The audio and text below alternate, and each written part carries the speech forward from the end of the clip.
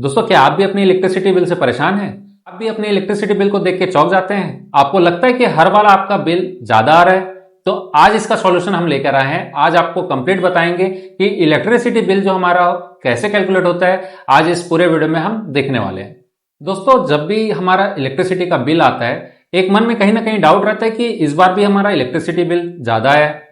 और स्पेशली जो लोग रेंट से रहते हैं, उनके मन में कहीं ना कहीं ये डाउट रहता ही है कि हम एक बल्ब, एक पंखा यूज कर रहे हैं, उसके बाद भी हमारा इलेक्ट्रिसिटी बिल बहुत ज्यादा आ रहा है। तो उन सब के लिए आज का जो वीडियो है, हम इसमें पूरा कंप्लीट सॉल्यूशन लेके आए हैं। हम आज सीखेंगे कि इलेक्ट्रिसिटी का जो मीटर है वो किस तरीके से आपका बिल कैलकुलेट करता है। आज हम इस पूरे वीडियो में देखने वाले हैं और साथ में आपको एक छोटा सा टिप देंगे। तो हमारे इस वीडियो को आखिरी तक देखें, हम इसमें कंप्लीट इंफॉर्मेशन देने वाले हैं।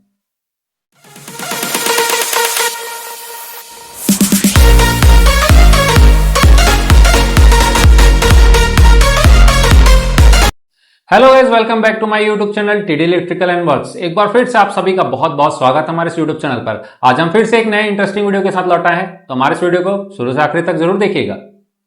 दोस्तों, कहीं ना कहीं हमारे मन में डाउट रहता है कि जो हमारा मंथली इलेक्ट्रिसिटी बिल आ रहा है वो कहीं ज्यादा तो नहीं आ रहा है, कहीं हमारा मीटर खराब तो नहीं हो गया। ऐसे हमारे मन में बहुत सारे डाउट रहते हैं।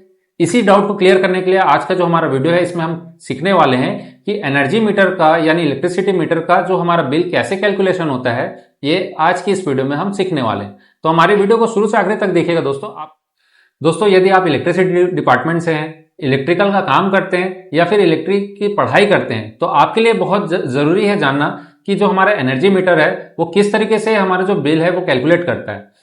बहुत सारे इंटरव्यू में क्वेश्चन पूछे जाते हैं कि किलोवाट या किलोवाट आवर क्या है, तो उसके बीच में डिफरेंस क्या है, ये भी आज हम इस वीडियो में देखने वाले हैं। तो चलिए आपको जल्दी से एक एग्जांपल के साथ हमारा जो एनर्जी मीटर कैसे कैलकुलेट होता है वो हम देख लेते हैं।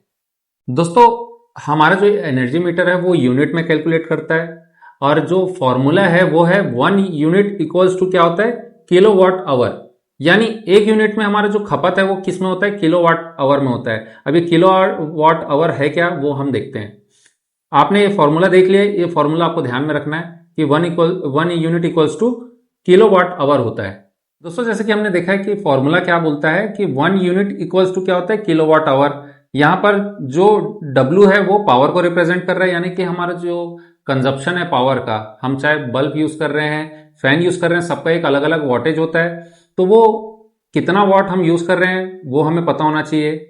उसके बाद हम कितने टाइम तक, यहाँ पर जो H हमारे फॉर्मूले में लिखा हुआ है ये टाइम को रिप्रेजेंट कर रहा है, यानी कि हम कोई भी अप्लायंसेस है, पंखा हो, लाइट हो, कोई भी चीज हो, वो हम कितने देर तक यूज कर रहे हैं वो हमें पता होना चाहिए। साथ में जो यहाँ पर जो फॉर्मूले में K है ये 1000 को रिप्रेजेंट कर रहा है। यानी अगर हमें पता है कि हम कितना पावर कंजप्शन कर रहे हैं, कितने टाइम तक कंजप्शन कर रहे हैं, तो ये दोनों चीज अगर हमें पता है तो हम बड़ी आसानी से हमारा जो कैलकुलेशन है वो कर सकते हैं। चलिए दोस्तों, एक छोटा सा एग्जांपल देख लेते हैं कि हमारे पास दो बल्ब है। एक बल्ब जो है हमारा 100 वाट का बल्ब है, दूसरा बल्ब जो है 50 वाट का बल्ब है।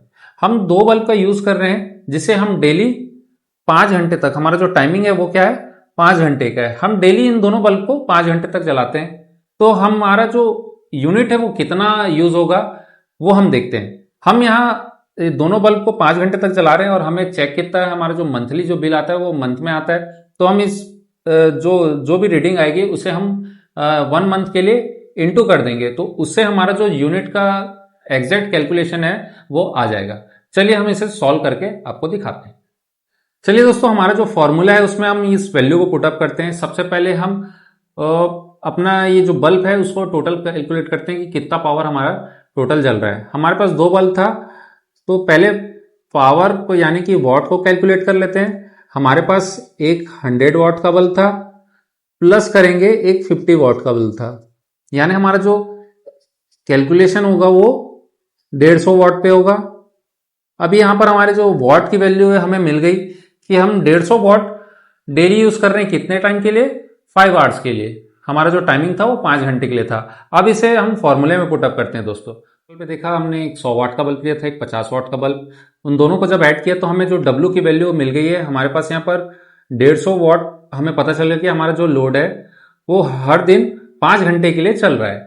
अब हम क्या करेंगे, हमारा जो यूनिट का जो फॉर्मूला है उस पर हम इस वैल्यू को पुट अप करेंगे और हम सॉल्व करते हैं। तो देखिए हमारा जो फॉर्मूला है वो क्या बोलता है कि वॉट जो हमारा है 50 वॉट है, इनटू क्या करेंगे, हमारा कितने देर के लिए चल रहा है, 5 घंटे के लिए चल रहा है। अब यहां पर जो किलो की वैल्यू आती है तो हम क्या करेंगे, 1000 से इसे डिवाइड करेंगे।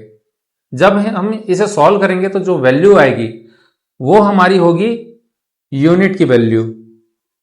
इसे हम सॉल्व करेंगे तो हमारे जो वैल्यू आएगा वो ये आएगा। दोस्तों अभी हमने अपने पर डे की जो यूनिट की खपत है वो हमने निकाल ली। यहां पर हमारे जो रिजल्ट मिला है वो पर डे का है। हम अगर 150 वाट का अगर बल्ब 5 घंटे के लिए यूज करते हैं तो पर डे हमारा कितना यूनिट यूज होगा वो हमने यहां पर निकाल लिया है। अब बात करते हैं 1 मंथ की। हमारा जो रीडिंग है वो 1 मंथ के लिए आता है, तो इसे क्या करेंगे, 30 डेज से इनटू कर देंगे। यानी कि हम जब 0.75 को इनटू कर देंगे 30 डेज के लिए तो जो वैल्यू हमें मिलेगी वो एग्जैक्ट हमारी 1 मंथ की रीडिंग होगी। तो जब हम इसे सॉल्व करेंगे तो हमें मिलेगा 22.5। दोस्तों हमने अभी जो कैलकुलेट किया ये हमारे 1 मंथ की यूनिट है। हम अगर 150 वाट का बल्ब को अगर 5 घंटे तक हर दिन यूज करेंगे तो जो 1 मंथ में हमें जो रीडिंग मिलेगी वो ये है। अब क्या करते हैं, हम इसे राउंड ऑफ में ले लेते हैं दोस्तों। हम 22 या फिर 23 भी ले सकते हैं, तो मैं एग्जांपल के लिए 23 लेता हूं। हमें जो 1 मंथ की रीडिंग मिली है, हम मान के चल रहे हैं कि हमारी जो 23 यूनिट हमारी रीडिंग है। तो हम क्या करेंगे, अगर हमारे स्टेट के हिसाब से सारे स्टेट्स का जो यूनिट का चार्ज है वो अलग अलग है। हम एक एग्जांपल के लेते हैं कि 1 यूनिट का जो हमारे यहाँ चार्ज है वो 3 रुपए है, तो हम इससे इंटू कर देंगे 3 को, तो हमें जो रिजल्ट मिलेगा ये हमारे बिल का अमाउंट होगा दोस्तों। लेकिन ये हमारा एग्जैक्ट अमाउंट नहीं रहता। बिल में हमें बहुत सारे चार्ज और पे करने होते हैं, जैसे मीटर चार्ज, मेंटेनेंस चार्ज और ऐसे कई सारे चार्ज और जुड़ के आते हैं। तो ये जो हमारा होगा ये तो यूनिट का चार्ज होगा दोस्तों। अगर आप रेंट पे रहते हैं तो आपके लिए जो ये कैलकुलेशन है ये तो एग्जैक्ट यहां तक का हो गया, लेकिन साथ में बिल को अगर आप अच्छे से देखेंगे, एनालाइज करेंगे तो उसमें मीटर चार्ज और भी कई सारे चार्ज मेंशन किए रहते हैं। उसके बाद जो टोटल अमाउंट आता है वो आपका बिल अमाउंट होता है। तो हमने कितना खपत किया है उसके हिसाब से हमें जो अमाउंट है वो तो पता चल गया, लेकिन आप बिल में अगर अच्छे से देखेंगे तो उसमें और भी सारे चार्ज जो है इस अमाउंट के साथ जुड़े हुए रहते हैं। उसके बाद आपका फाइनल बिल आता है। तो इस तरीके से जो हमारा ये एनर्जी मीटर का जो कैलकुलेशन है वो होता है। दोस्तों हमने अभी बड़ी आसानी से सीख लिया है कि यूनिट का कैलकुलेशन कैसे होता है। हमारा जो बिजली का बिल है वो यूनिट के हिसाब से आता है, तो यूनिट का जो फॉर्मूला है उसके हिसाब से हमने अभी देख लिया है कि किस तरीके से हम एक उदाहरण के साथ देखें कि हमारा जो 150 वाट का बल्ब पर डे अगर 5 घंटे जलता है तो उसमें कितना बिल आएगा, ये हमने सीख लिया है। लेकिन ये जो हमारा आखिरी जो वैल्यू मिला है ये फाइनल बिल नहीं होता दोस्तों।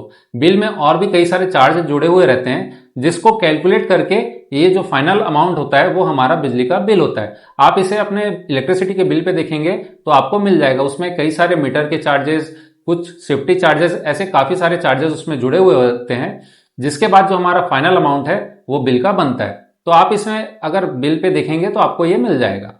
स्टार्टिंग में बोला था कि एक टिप आपको लास्ट में मिलेगी। तो कई बार जो हमारा मीटर है वो खराब हो जाता है, लेकिन कई बार ऐसा भी होता है कि हमारे घर के वायरिंग में कुछ फॉल्ट है जिस कारण से जो हमारा मीटर है वो एक्स्ट्रा घूमने लगता है और हमारा जो बिल है वो बहुत ज्यादा आता है। तो यदि आपको पता करना है कि घर के लाइन में प्रॉब्लम है या हमारे मीटर में फॉल्ट है, ये कैसे पता करें, तो हमें कमेंट में बताएं। हम आपके लिए इस पे अलग से एक वीडियो लाएंगे जिसमें हम बताएंगे कि घर के लाइन में अगर फॉल्ट है तो उसे कैसे चेक करें, या मीटर में फॉल्ट है तो कैसे चेक करें, जिससे आपको पता चल जाए कि आपका बिल ज्यादा क्यों आ रहा है। दोस्तों उम्मीद करते हैं आज की वीडियो आपको अच्छी लगी होगी, तो इसे ज्यादा से ज्यादा लोग तक शेयर करें ताकि उन लोगों को भी एनर्जी मीटर का जो कैलकुलेशन करना आ जाए। और यदि आज की वीडियो आपको अच्छी लगी होगी तो हमें कमेंट में जरूर बताएं और इसे ज्यादा से ज्यादा लोग तक शेयर जरूर करें। यदि आप हमारे चैनल में नए हैं तो इस चैनल को सब्सक्राइब जरूर करें। हम आपके लिए इसी तरीके से इंटरेस्टिंग वीडियो लाते रहेंगे और आपके लिए नॉलेजफुल वीडियो बनाते रहेंगे।